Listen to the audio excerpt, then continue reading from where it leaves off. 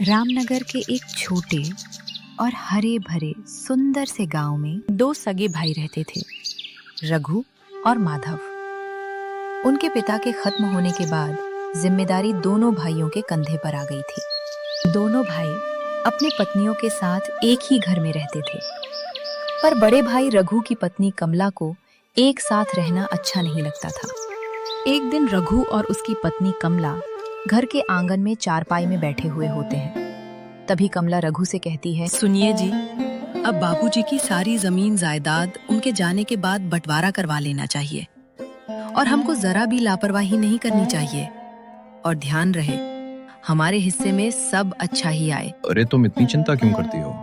आखिर मैं बड़ा बेटा हूँ, बंटवारे में हमारा हिस्सा तो अच्छा ही रहेगा। अच्छा हिस्सा अपने आप नहीं मिलता जी, उसके लिए थोड़ा समझदारी से काम लेना पड़ता है। तुम्हारे कहने का क्या मतलब है? मतलब साफ है, सबसे उपजाऊ खेत और आंगन का कुआं और ये बाबूजी का पक्का घर सब हमारे हिस्से में आना चाहिए। लेकिन माधव भी तो अपना हिस्सा मांगेगा। माधव को मैं अच्छी तरह जानती हूँ, वो बहुत सीधा साधा है। तुम उसे प्यार से दो चार बातें समझा देना। जो जमीन थोड़ी दूर की है या कम उपजाऊ है वो उसके हिस्से में कर देना, और वही खेत किनारे झोपड़ी वाली घर है उसके हिस्से में दे देना। उसे क्या पता चलेगा? तुम चिंता मत करो कमला, बंटवारा मैं अपने हिसाब से ही करवाऊंगा। बस यही तो मैं चाहती हूँ।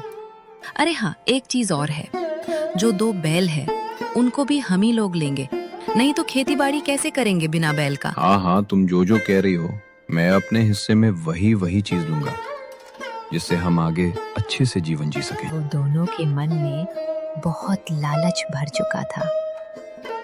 उन्होंने सोच लिया था कि सब अच्छा हिस्सा वो अपने नाम करेंगे और माधव को बेकार का हिस्सा देंगे। गांव के बीचों बीच एक बड़ा बरगद का पेड़ है। उसके नीचे गांव के कुछ बुजुर्ग बैठे हुए होते हैं। सामने रघु, माधव और उनकी पत्नियां भी खड़ी हुई होती हैं। पास में जमीन जायदाद के कागज, एक पुरानी संदूक और हिसाब किताब की पोटली रखी है। आसपास कुछ गांव वाले भी खड़े होकर पंचायत की कार्यवाही देख रहे हैं। तुम्हारे पिताजी के जाने के बाद अब समय आ गया है उनकी मेहनत से बनाई गई जमीन जायदाद के बंटवारे का। माधव को उम्मीद थी कि बंटवारा इंसाफ से होगा, लेकिन रघु के मन में कुछ और ही चल रहा था। देखो बेटा, जमीन जायदाद तो आज बढ़ जाएगी, लेकिन भाई का रिश्ता जिंदगी भर का होता है। इसलिए जो भी फैसला हो प्यार और ईमानदारी से करना। काका, आप बिल्कुल चिंता मत कीजिए, मुझे बस अपना उचित हिस्सा चाहिए।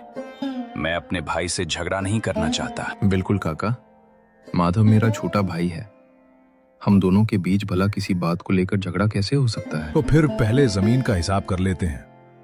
कुल जमीन कई हिस्सों में है। एक तरफ उपजाऊ खेत है, पीछे की तरफ सूखी जमीन है। इसके अलावा पुश्तैनी घर, कुआं और दो बैल भी हैं। रघु एक पल के लिए माधव की ओर देखता है। माधव के सीधे सादे स्वभाव का रघु फायदा उठाने वाला था। वो बाहर से तो भाईचारे की बातें कर रहा था, लेकिन उसके मन में अच्छी जमीन और पक्का घर पाने की लालच पहले ही जगह बना चुकी थी। रघु मन ही मन सोच रहा था, माधव तो आसानी से मान जाएगा। अगर समझदारी से बात घुमाई जाए तो सबसे अच्छी जमीन, घर और बैल मेरे हिस्से में आ सकते हैं। रघु के आंखों में लालच की चमक दिखाई देती है। तो चलो बेटा, अब बंटवारा शुरू करते हैं। सबसे अच्छी जमीन का फैसला करते हैं। रघु तुरंत बोलता है, काका, अगर आप इजाजत दें तो मैं पहले एक बात कहूं। हाँ बेटा, बोलो। आखिर हम दोनों भाई हैं, तो मुझे लगता है बंटवारा ऐसे होना चाहिए कि किसी को परेशानी भी ना हो। हाँ भैया, क्यों नहीं? भला मुझे क्यों परेशानी होगी? आप जो बोलोगे सोच समझ कर ही बोलोगे। माधव को क्या पता था कि रघु की मीठी बातों के पीछे एक बड़ी चाल छिपी हुई थी। तो ठीक है, मैं चाहता हूं कि उपजाऊ जमीन वाले खेत मेरे हिस्से में रहेगा, घर भी मेरे ही हिस्से में आएगा, और वो दोनों बैल भी मैं रखूंगा। खेती का काम मेरे पास ज्यादा है। माधव चुपचाप सब सुनता रहता है। और माधव, तुम्हारे हिस्से में पीछे वाली जमीन और पुरानी झोपड़ी रहेगी। इतने में माधव की पत्नी कविता बोल पड़ती है। भैया, ये तो पूरी तरह बंजर जमीन है, कम से कम थोड़ा अच्छा खेत तो दे दीजिए। अरे गरीब आदमियों के लिए इतना ही बहुत है। मेहनत करोगी तो शायद घास ही उग जाए। अपने भाई की बात सुनकर माधव के चेहरे पर दुख होता है, पर आंखों में हिम्मत भी होता है। कोई बात नहीं भैया, जो मिला है उसी से अपना घर बना लेंगे। सीधा साधा माधव अपने भाई की सारी बात मान लेता है। उसे खुद पर विश्वास होता है कि वो अपने मेहनत से उपजाऊ खेत और घर बना लेगा। माधव आंगन में बैठा हुआ होता है और कविता झाड़ू लगा रही होती है। हम मेहनत करेंगे तो एक दिन यही झोपड़ी भी अपना महल लगेगी। हाँ कविता, और बंजर जमीन एक दिन हरी जरूर होगी। माधव और कविता ने शिकायत करने के बजाय नई जिंदगी की शुरुआत करने का फैसला किया। माधव कुदाल लेके जमीन को खोद रहा था और कविता भी वही बैठी हुई थी। तभी कुछ गांव के लोग वहां से गुजर रहे थे। वो लोग हंसते हुए माधव से कहते हैं, अरे माधव, इस जमीन पर खेती करेगा या पत्थर उगाएगा? इतनी मेहनत मत कर, कहीं जमीन थक ना जाए। आप लोग हंस लीजिए काका, एक दिन इसी जमीन की फसल देखकर आपकी आंखें चौड़ी हो जाएंगी। इतना सुनकर वो लोग वहां से चले जाते हैं और माधव अपना काम फिर से करने लग जाता है। आपको बुरा नहीं लगता है जी? कोई कुछ भी बोलकर चला जाता है। आपके भाई का ये फैसला तो सही नहीं था ना? उन लोग ने हमारे साथ बहुत गलत किया है। जमीन छोटी मिली है कविता, लेकिन हमारी हिम्मत तो बड़ी है। हाँ जी, आप सही कह रहे हो। मेहनत का फल मीठा होता है। हमारा मेहनत भी एक दिन रंग लाएगा। और फिर माधव मिट्टी तैयार करता है। कविता उसके साथ बीज बोती है। ये बीज अच्छे तो है ना जी? बीज अच्छे हैं, बस मेहनत और भरोसा भी साथ होना चाहिए। माधव और कविता मेहनत और लगन के साथ अपने खेत में काम करते हैं। रघु और कमला अपने घर के चारपाई में आराम से बैठे हुए होते हैं। देखा कमला, मैंने कितना अच्छा बंटवारा किया था। सारी अच्छी जमीन मेरे पास है। और वो माधव अपनी बंजर जमीन में मिट्टी ही खोदता रहेगा। रघु और उसकी पत्नी कमला माधव के गरीबी पर हंस रहे थे। धीरे धीरे कुछ दिन बीतने के बाद माधव के खेतों में इतनी अच्छी फसलें लहलहा उठी थीं। उसकी मेहनत से धान और गेहूं की पैदावार इतनी अच्छी हुई थी कि ये सब देख कविता खुशी से फूले नहीं समा रही थी।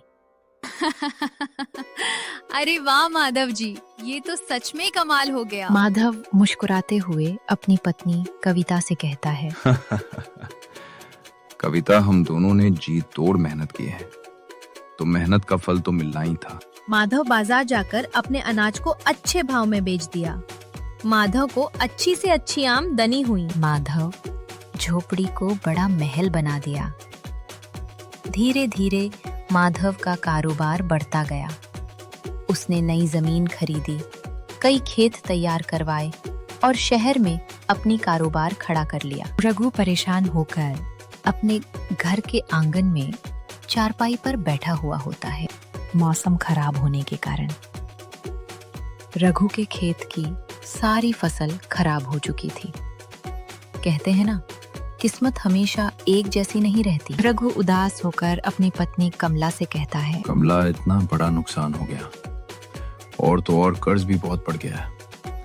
अगर साहूकार हमसे पैसा मांग लिया तो कहाँ से ला कर देंगे? मुझे खुद नहीं पता जी, अब क्या करेंगे। उतने में ही साहूकार रघु के घर के सामने आकर आंगन में खड़ा हो जाता है और कहता है, रघु, अब मेरा पैसा कब लौटाओगे? रघु घबराते हुए कहता है, बस थोड़ा समय और दे दो। बहुत समय दे चुका हूँ, अब पैसा नहीं मिला तो जमीन के कागज मेरे पास आ जाएंगे। इतना कहकर साहूकार वहां से चला जाता है। रात का समय था। रघु और कमला घर में परेशान होकर बैठे हुए होते हैं। मन ही मन दोनों को चिंता खाई जा रही थी। अब क्या होगा जी? मुझे कुछ समझ में नहीं आ रहा कमला, कि अब क्या होगा, कैसे होगा। अब एक ही रास्ता है जी, क्या हम माधव के पास मदद मांगने जाए? बाकी कोई रास्ता ही नहीं बचा है हमारे पास सिवाय माधव के। वो जरूर मदद करेगा हमारी। रघु शर्म से सिर झुका लेता है। हाँ कमला, अब माधव ही हम लोग को इस मुसीबत से बचा सकता है। सुबह सुबह रघु और उसकी पत्नी कमला माधव के घर के बाहर जाकर खड़े हो जाते हैं। बड़ा घर और बाहर खड़ी कार को देख कमला और रघु देखते ही रह जाते हैं। माधव बाहर आता है और रघु को देखकर तुरंत आगे बढ़ता है। भैया, आप बाहर क्यों खड़े हैं? अंदर आइए। इतना सुनकर रघु की आंखें नम हो जाती हैं। माधव, मैंने तुम्हारे साथ बहुत गलत किया था। मेरे भाई, मुझे माफ कर दे। जिस भाई को रघु ने कभी बंजर जमीन देकर गरीब समझा था, आज उसी भाई के दरवाजे पर वो मदद मांगने आया था। दोनों भाई आमने सामने बैठे हुए होते हैं। तभी रघु माधव से कहता है, बंटवारे के समय मैंने अच्छी जमीन अपने पास रख ली और तुम्हें बंजर जमीन दे दी। आज मैं खुद कर्ज में डूब गया हूँ। माधव कुछ पल चुप रहता है। भैया, आपने मुझे बंजर जमीन दी थी, लेकिन उसी जमीन ने मुझे मेहनत करना सिखाया। माधव रघु के कंधे पर हाथ रखता है। अगर आप मुझे अच्छी जमीन दे देते, शायद मैं भी आराम करने लगता। जो हुआ अच्छे के लिए हुआ। माधव, मुझे माफ कर दे मेरे भाई। भैया, आप चिंता मत कीजिए, मैं आपका कर्ज चुका दूंगा।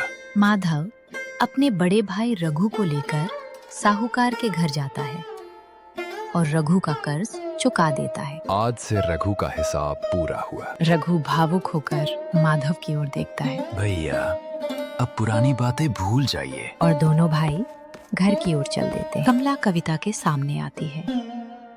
उसके चेहरे पर शर्मिंदगी होती है। कविता, मैंने तुम्हारा बहुत मजाक उड़ाया था, मुझे माफ कर दो। दीदी, रिश्ते जमीन जायदाद से बड़े होते हैं। हाँ, तुमने सही कहा मेरी बहन। और दोनों एक दूसरे को गले लगा लेती हैं। दोनों भाई एक साथ खेत में खड़े हैं।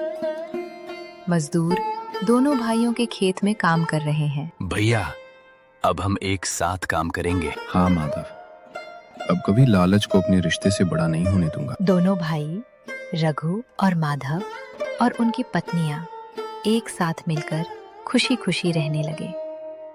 इस कहानी से यही सीख मिलती है दोस्तों, किसी इंसान को उसकी गरीबी देखकर कभी छोटा मत समझो। मेहनत, हिम्मत और सही सोच हो तो बंजर जमीन भी जिंदगी बदल सकती है।